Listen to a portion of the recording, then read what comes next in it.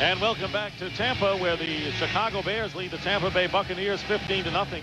Battle of two teams coming in 0-2 in the NFC Central Division. And this is the Pirate ship. The length is 103 feet. The top is 76 feet high. And it's unquestionably, Matt, going to be the landmark of this new stadium. It really looks to me like a theme park, like something you'd see all across the country. Needs a couple of more rides. And actually, they need a couple of more scores. They haven't had That's more like it. Blow off those cannons yet. Sauerbrun's kick into the end zone. Riddell Anthony, 5 yards in, decides to run it out and doesn't quite get to the 20-yard line, where Ty Halleck is there to make the tackle. Taking a look now at the first half statistics and first downs, total yards. It's been all Chicago and nothing from Tampa Bay. Yeah, the turnovers. And then look, this is 2-1 right here. 20 minutes to 10 minutes, and then they really haven't gotten anything done. And early, they were kind of out of sync. You saw Dilfer have a couple of balls take off on him, and then he had, those 4 and 9 for 38 yards, but he had a couple of balls dropped on him as well. And that's been another problem the Bucs have had this year.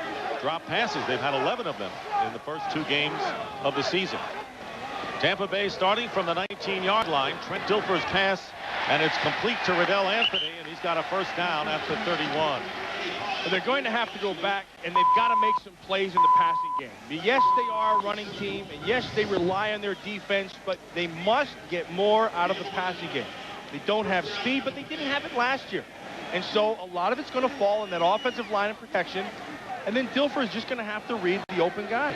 And Anthony is the first Tampa Bay receiver with more than 1 catch today.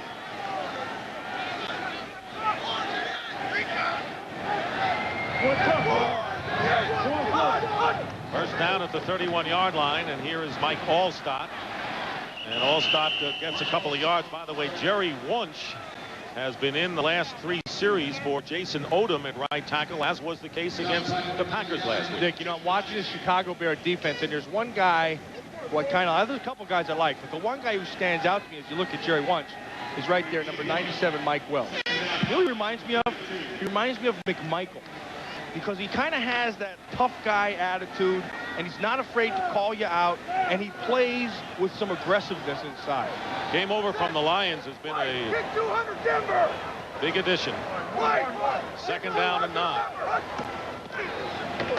And on the delay, Warwick Dunn finds some running room, and Warwick Dunn, with the best running play of the game, gets 14 yards to the 46-yard line of the Bucs before the rookie Tony Parrish making the tackle. Yeah, what they did is they caught them in a stunt.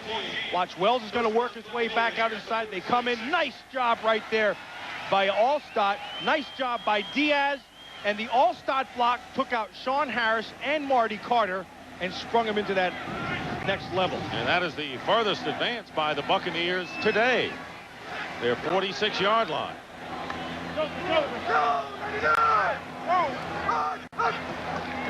On the 46, they go back to Dunn. And this time, Mike Wells, the defensive tackle you were just referring to, makes the tackle after a pickup of 1. I think Wells started playing pretty good last year for Detroit. And then I think he kind of figured out his game. And what his game is just physical inside. And you can see he's working on Middleton, does a nice job. You get into the guy and then get off the block. And he's able to come back and make that tackle. I think he's one of the guys that's kind of a good attitude that you can build off. Talking to Barry Mitter yesterday, he said Wells has been a big addition. And he also looked at Marty Carter as well. Better Bear defense. Flanagan jumps inside, and that's going to go on him. By the way, Fabian Bowens has a concussion and will not come back into the game. Good special teams performer for the Bears. Encroachment, number 99, defense, 5-yard penalty. Flanagan, encroachment, 5 yards marked off. You see him right down here.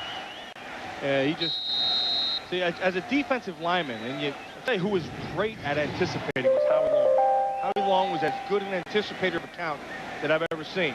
So sometimes when you start anticipating and they just give you a little bit of different of a count, that'll get you. And that's what got Flanagan. Second down and 4, and as a result of the penalty, the Bucs are in Chicago territory for the first time today. Trailing 15-0. Just barely avoiding a delay of game call. Mike Allstott with a leap and a run and close to the first down. You know, Dick, this is the best I've seen Allstott moving. Now, he did have that fumble, but this is the most active I've seen his feet this whole season. It's obviously only 3 games long, but this is what he'll do. See, he'll surprise you every now and then because he'll give you that little bit of hip action and make you miss. He's a big man, 250. He's more of a feature back than a fullback. That's why they got Lorenzo Neal, who is a genuine fullback. I like him. Team. I like Lorenzo Neal. You see Allstott came in with an average of 1.7 yards per carry, but nearly 3.5 yards, measuring for the first down and short by an inch. That's all, just about an inch, maybe an inch and a half. It'll be third down for the Buccaneers, and Tony Dungy, who told us yesterday, I have no idea how my team is going to respond. I thought they were ready to go last week against Green Bay. You never know. I mean, because it's just one of those kind of games that you can watch a team in practice, think they're ready, and you get out there and they fall in their face. Conversely, sometimes they play horrible or practice horrible, and they play great. Great. They greet. They greet people They do all that over too. the place. Yeah. Allstott has Lorenzo Neal, and the quarterback sneak, first down for the Buccaneers. Second time today they have gotten the change by a quarterback sneak. Did you see Lorenzo Neal? So he's so frustrated that he wants to hit somebody. He gets in there for a quarterback sneak, and he just dives into the pile, just like, ah! And the play was over. Watch Lorenzo Neal. He wants to hit anybody, so he just throws himself into the pile. So a first down for the Buccaneers on the Bears 43. 2 tight ends and 2 wide receivers split left. Handoff is to play action. Got him. No handoff. Wide open. And the ball Great knocked defense. away. Riddell Anthony and Tom Carter knocks the ball away from Anthony. For a second, Anthony was open, and Carter closed it up in a hurry. See, this is where you miss the speed of Jaquez Green and Bert Emanuel. An excellent job of play action. I mean, they had everybody bit or biting inside. And then this is a speed route. Tom Carter sees it. You see the center field's open. You throw the ball and you let his legs beat you. But with the absence of great speed, Carter is able to close on the ball. A nice job by Carter. But if you have Jaquez Green out there, that's 6. Second down and 10 for the Buccaneers, trailing 15-0 here in the third quarter. Quick toss to Anthony, and Riddell Anthony picks up about 9 on the play. Well, tonight, the best night on television begins with an all-new World's Funniest, followed by an all-new Holding the Baby, and the season premiere of The Simpsons. Then it's a battle of the sexes on the 70s show, followed by The X-Files. It all starts tonight at 7, 6 Central on Fox.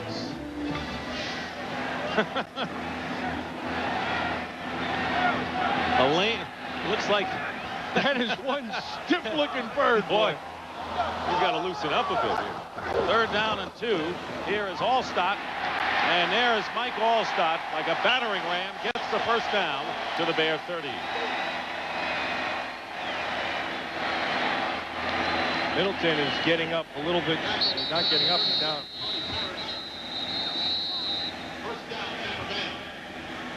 Mike Allstott looks like he's closer to the Mike Allstott that we've seen. As you see him, he needs some water. Got to refuel the A train. We have a timeout. We'll be right back.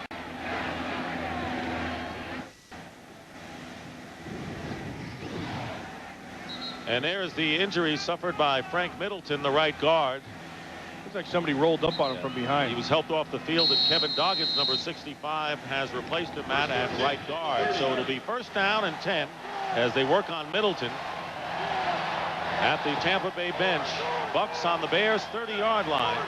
Allstott and Lorenzo Neal, the Rhino backfield in there for Tampa Bay. Dilfer's pass is caught by Carl Williams, and Williams gets the first down, slithers away from Walt Harris, and picks up 12.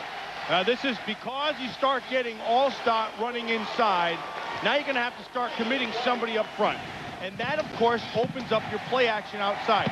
Walt Harris has good coverage, but it's just a stop. He's able to turn around. The ball's thrown right where it has to be. and he's able to pick up the first. You're absolutely right. They can throw now that they have some running game going, just as the Bears with Curtis Enos and Edgar Bennett in the first half were able to open it up somewhat. First down for the Buccaneers on the Bear 18-yard line. And here is Allstott, and he is tackled by Minter first.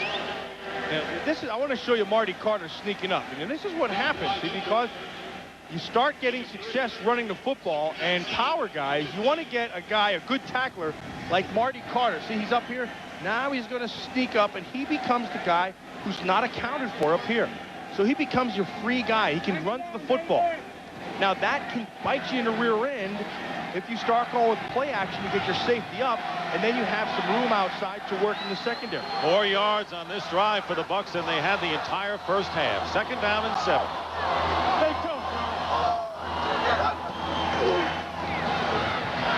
Dilfer, and he tried to get it underneath. Walt Harris may have interfered with Carl Williams.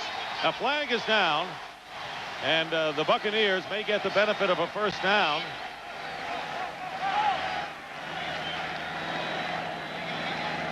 And it will be a penalty against Chicago, presumably on Walt Harris. Oh, he's working inside. Yeah, 5 yards, but that's, see, I don't know about that.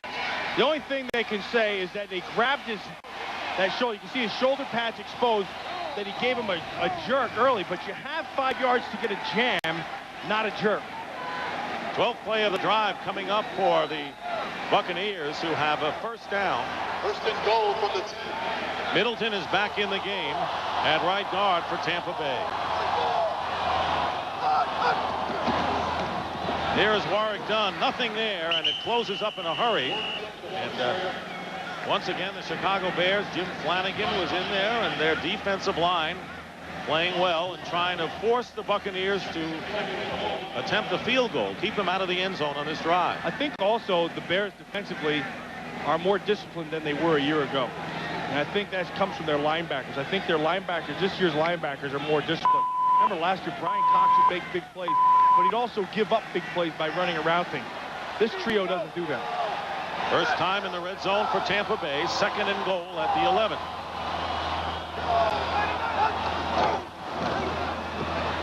And Dilfer looking to throw, and he's got Allstott out of the backfield, and not letting him get away was Walt Harris that time, and it'll be third down and a loss on that play. So the Buccaneers backing up. It'll be third and goal from about the 13-yard line. Yeah, remember this where they're at right now in the field, in that red zone, that's a shrunk up field, and it's easier to defend at the pass. You can throw your zone coverages in there to take away anything down the field and force you to throw back in here. So then you put your defenders back here and you run up and make a tackle. Keep everything in front of you. 3 wide receivers for Tampa Bay.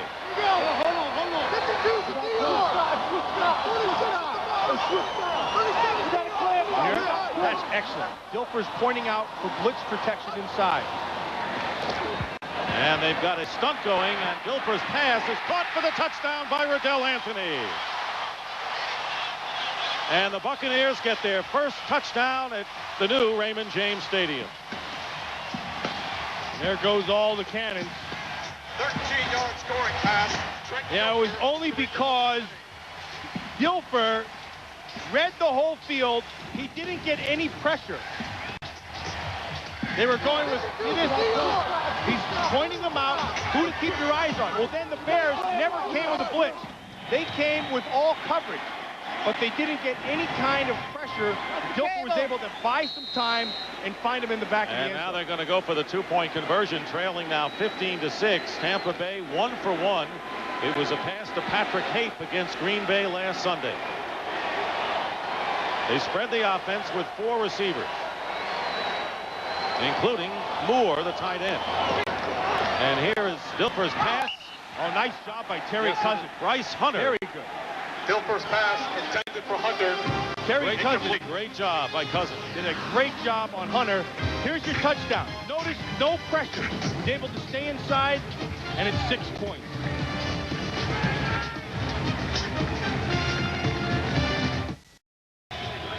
The Tampa Bay Buccaneers finally get a score. That's the good news. They don't get the 2-point conversion, so they need 2 scores against the Bears with 6:01 remaining in the third quarter. An impressive scoring drive for the Buccaneers.